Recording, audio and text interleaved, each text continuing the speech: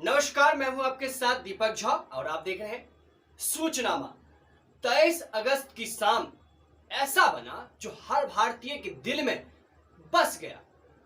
वो इतिहास जब इसरो ने दुनिया के सामने रचकर दिखाया जो इम्पॉसिबल था। डार्क साइड पर जहां चंद्रयान ने लैंड किया तो यहां पर नेताओं के ज्ञानवान होने का भी इतिहास रचा जा रहा था। जहां हर भारतीय 23 अगस्त की शाम का इंतजार कर रहे थे, स्टेटस पर लगा रहे थे। जहां बच्चे बच्चे को चंद्रयान के बारे में पता था, तो वहीं हमारे देश के राजनेता जो अपने आप को कहते हैं कि हमने देश के लिए समर्पित कर दिया है और देश के लिए जीने और मरने की बात करते हैं, देश के भविष्य को बनाने की बात करते हैं, उनका ज्ञान फीका पड़ गया।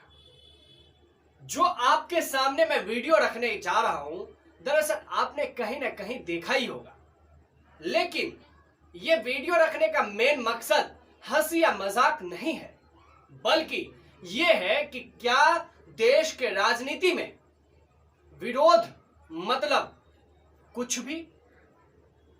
क्योंकि हर किसी को पता है कि मौजूदा वक्त में बीजेपी की सरकार है और यहां पर नरेंद्र मोदी प्रधानमंत्री के रूप में विराजमान है। ये कई लोगों को नागवार गुजर रहा है।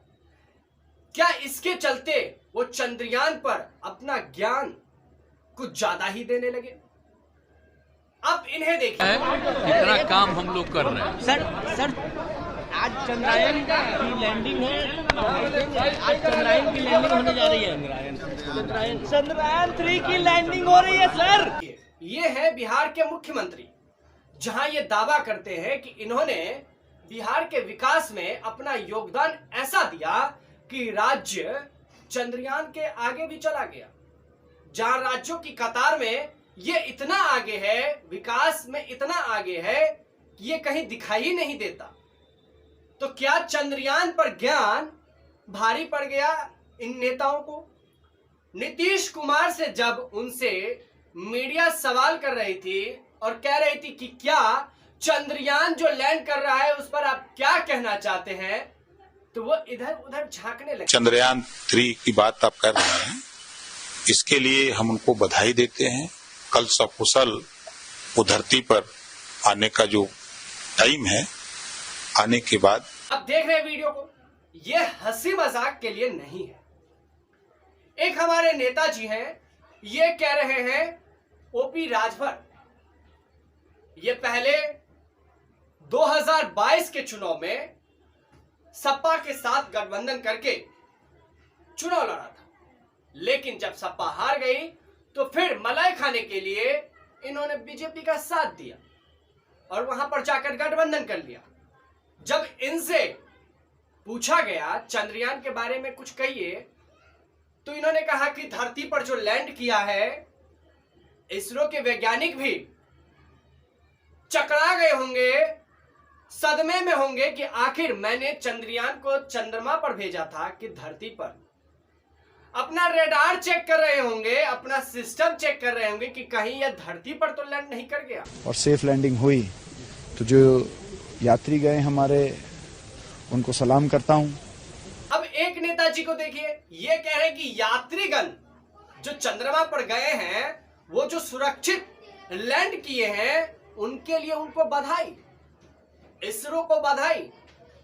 अब ऐसा लगता है कि ऐसे नेताओं को या इसरो कोई जो मिशन लाने वाला है उस पे इनको भेज दिया जाए यात्री के रूप में, क्योंकि इनको यह नहीं पता है कि चंद्रयान पर जो रोवर गया है विक्रम, वो लैंड करेगा, वो रोबोट खोजबीन करेगा, लेकिन इनका ज्ञान यही तक करेছিলেন राकेश रोशन के, जे उधर से कैसे लग रहा है, आसमान से कैसे लग रहा है, महाकाश से इंडिया। ये है पश्चिम बंगाल की मुख्यमंत्री ममता बनर्जी, जहां इसरो ने इतिहास रचा। चंद्रयान 3 की कामयाबी के लिए पूरे देश में डंका बज रहा था, तो वहीं ये राकेश रोशन की बात कर रहे हैं। कि इंदिरा गांधी ने पूछा कि भारत कैसा दिखता है,